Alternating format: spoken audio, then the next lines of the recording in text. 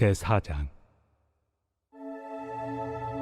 그러므로 주 안에서 갇힌 내가 너희를 구원하노니 너희가 부르심을 받은 일에 합당하게 행하여 모든 겸손과 온유로 하고 오래 참음으로 사랑 가운데서 서로 용납하고 평안에 매는 줄로 성령이 하나 되게 하신 것을 힘써 지키라.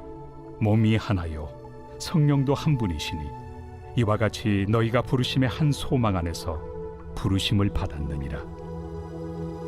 주도 한 분이시요 믿음도 하나요 세례도 하나요 하나님도 한 분이시니 곧 만유의 아버지시라.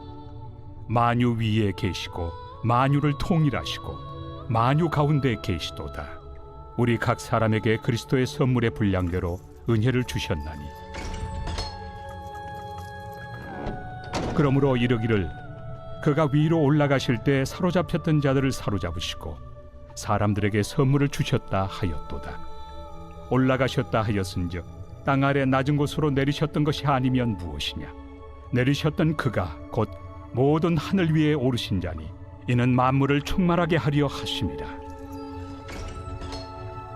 그가 어떤 사람은 사도로 어떤 사람은 선지자로 어떤 사람은 복음 전하는 자로 어떤 사람은 목사와 교사로 삼으셨으니 이는 성도를 온전하게 하여 봉사의 일을 하게 하며 그리스도의 몸을 세우려 하심이라.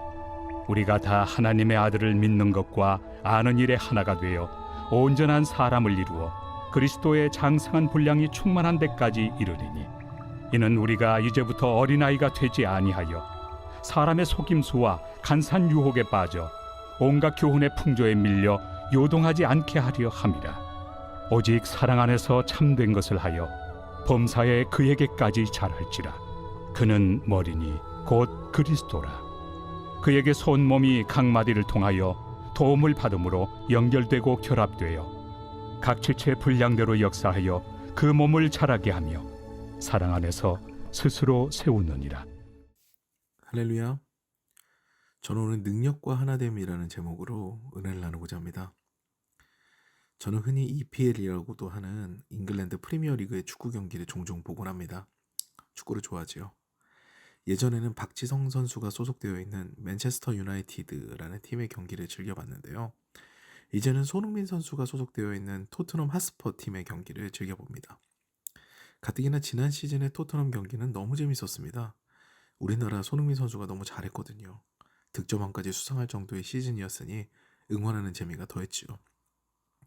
토트넘의 경기 중에서 몇몇 경기는 제 머릿속에 남아있는데요. 그중에 인상적이었던 어떤 경기는요. 손흥민 선수의 활약 때문에 인상적으로 머리에 남지는 않았습니다. 오히려 손흥민 선수와 어떤 선수가 부딪힌 사건이 있어서 기억을 하는 경기가 있었죠. 바로 토트넘 팀의 주장이자 골키퍼 요리스라는 선수와 손흥민 선수가 다툰 그런 경기가 있었습니다. 상대방이 굉장히 위협적인 공격을 가하게 되니까 주장 요리스 선수는 손흥민 선수에게 냅다 소리를 지릅니다. 왜 수비를 열심히 하지 않느냐는 고함을 친 거죠. 이에 손흥민 선수도 지지 않습니다. 결국 그 둘은 언성을 높이며 말싸움하다가 나중에 몸싸움까지 벌이게 됩니다. 저는 이 장면 보면서 생각을 해봤습니다. 도대체 누가 적이지? 마치 청산리 전투 시의 일본군과 같이 자기들끼리 교전을 하는 그런 느낌이었어요. 상대편은 전혀 상관없이 아군끼리 언쟁을 한 거죠. 사실 어떻게 보면 긍정적인 면도 있습니다. 열심히 해서 이기자는 명목이 그 안에 들어있기 때문이죠. 하지만 결국 분열을 야기시켰던 그 행동은요, 저하된 경기력으로 나타납니다. 우리는 흔히 선을 넘는다고 이야기하는데요. 분명 이때 골키퍼의 손흥민 선수를 향한 질책은 선을 넘은 것이 분명했습니다. 축구라는 스포츠는 11명이 뛰면서 각각의 역할이 다르죠. 공격수, 미드필더, 수비수로 크게 구분을 하기도 하는데요. 결국은 11명의 역할이 다 다르고 서로가 서로를 존중해야 하나가 되며 상대방을 이길 수 있는 팀이 됩니다. 그래서 팀워크가 되게 중요하고요. 서로를 향한 존중이 필요한 거죠. 그런데 이 개념은요, 비단 축구에서만 적용되는 것이 아닙니다. 교회 공동체를 비롯한 그룹 또는 공동체에서는 간과하지 말아야 되는 개념이죠. 오늘 본문에서 사도 바울도 이 부분을 지적합니다. 너희들은 개인 플레이어가 아니다. 능력을 보이며 자신을 드러내려 하지 말고 부르심에 합당한 자, 즉 주님께서 부르신 사람답게 너의 생각을 내려놓고 하나가 되어라 라는 것이 오늘 사도 바울의 메시지입니다. 2절 말씀 보세요. 모든 겸손과 온유, 오래 참음과 사랑 가운데서 서로 용납하라고 합니다. 평안에 매는 줄로 성령이 하나 되게 하신 것을 힘써 지키라고 하죠. 평안에 매는 줄로. 놀랍지 않으십니까? 하나 되는 것이 공동체의 시작이다라는 이야기를 하는 거죠. 그러면서 사도 바울은요, 시편의 말씀으로 하나 되기 위한 섬김의 도를 설명하는데요. 이것이 정말 기가 막힌 비유이자 개념입니다. 시편 68편 18절에 이 구절이 등장하는데요. 하나님께서 위로 올라가실 때 사로잡혔던 자들을 취하시고 선물을 받으시며 등등의 개선장군과 같은 그런 이미지가 등장을 합니다. 예수께서 하늘로 올라가실 때 이미 사단의 권세를 깨트리고 모든 것을 온전하게 하셨다는 것을 사도 바울은 이야기하면서 이 비유를 해석하거든요. 그러면서 이런 얘기를 합니다. 올라가셨다고 표현하셨으니 그 전에 내려오신 것을 기억하라고 하는 거죠. 먼저 내려오심이 있었다, 섬김이 있었다라는 걸 사도 바울은 이야기합니다. 그러면서 어떤 이는 사도로, 어떤 이는 선지자로, 어떤 이는 복음 전하는 자로, 어떤 이는 목사와 교사로 삼으셨다고 하시죠. 이는 머리 대신 예수 그리스도를 중심으로 각각의 역할이 있음을 설명함과 동시에 가장 높으신 이가 가장 낮은 곳에 오신 분이시니 그분을 따라 서로 섬김으로 공동체를 세워가야 한다는 것을 은유적으로 표현한 거죠. 이는 신앙의 성숙의 개념으로 이어지는데요. 그리스도의 장성한 분량이 충만한 데까지 이르는 것은 이 섬김의 도를 따라 결국 사랑 안에서 그리스도의 몸을 세워가는 자가 되는 것을 의미합니다. 결론적으로요. 어떤 역할을 맡았든지 너 자신을 세우지 말고 공동체의 선을 세우며 서로 사랑으로 섬겨서 주님의 몸인 성전을 만들어 가라라는 것이 사도 바울의 메시지입니다. 그런데요. 심지어 교회 공동체에서조차 이 부분이 많이 어그러져서 공동체의 분열과 상처가 되는 것을 많이 봅니다. 가뜩이나 안타까운 것은요. 더 좋은 결과물을 내기 위해 같은 편, 즉 아군을 향해 상처 주고 힘들게 하는 경우가 많다는 거예요. 마치 손흥민 선수와 몸싸움을 벌였던 골키퍼의 행동과 같습니다. 자기 주장과 싸움으로 하나님의 공동체가 세워질 수 있었다면요.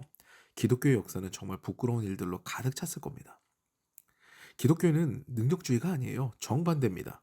한 마리의 잃은 양을 얻기 위해서 99마리의 온전한 양을 잠시 내 주위에서 내려놓는 말도 안 되는 능률을 요구하는 종교예요. 늘 어려운 이들, 아파하는 이들을 살피는 것이 예수님의 가르침이죠. 서로 능력을 내세우고 주장을 내세우면요. 그것이 하나님의 일을 만들까요? 그렇지 않습니다. 그것은 나의 일이에요. 내 능력으로 이루어지는 건 하나님의 일이 아니죠. 나의 일이죠. 무능력한 곳에서 능력이 나타나면 그것이 진정 하나님의 일입니다. 예수 그리스도의 십자가가 바로 그 증거입니다. 무능력의 끝장판인데 그 십자가가 구원의 상징 아닙니까? 저주의 상징 그 자체인데 우리에게는 구원의 시작입니다. 한번 생각해 보세요. 아무것도 아닌 우리를 존중하시면서 생명까지 주신 주님이십니다. 그 주님 닮는다는 우리가 서로 존중이 없고 나만 옳다고 생각하면서 주장을 굽히지 않으면요. 또한 세워진 직분을 무시하고 내 생각만을 강조하면 그것은 결코 주님의 일을 하는 태도가 아닙니다. 사랑하는 여러분, 오늘 사도 바울의 메시지는요. 교회 공동체의 기본이 되는 메시지예요. 서로 사랑하고 존중하라는 거는요. 뭐 되게 성숙한 일이 아니에요. 시작점이에요. 저 사람 능력이 보잘것없는 것 같고 내가 잘난 것 같아도 우리는 우리 스스로 이 자리에 서 있는 존재가 아니라는 것을 깨달아야 됩니다. 부르심에 따라 이곳에 있는 거예요. 우리가 무슨 능력이 있어서 이 자리에 서 있습니까? 우리가 무슨 능력이 있어서 또 제가 무슨 능력이 있어서 목사가 됐겠어요? 그렇지 않습니다. 그렇기 때문에 이 개념을 알게 된다면은 부르심에 합당한 자답게 부르신 분의 뜻에 순종하는 것이 필요합니다. 사도로 세워진 이를 존중하고 선지자로 세워진 이도 존중하고 복음 전하는 자, 목사, 교사의 직분을 맡은 이들을 서로 존중하고 섬기고 사랑할 때 그때 하나님의 나라는 굳건한 반석 위에 지어진 집과 같이 단단하게 바로 설 것입니다. 서로 사랑하십시오. 이것이 주님의 명령입니다. 이 명령에 순종함으로 귀한 교회 공동체를 세워가는 저와 여러분 되시기를 주님의 이름으로 축원합니다.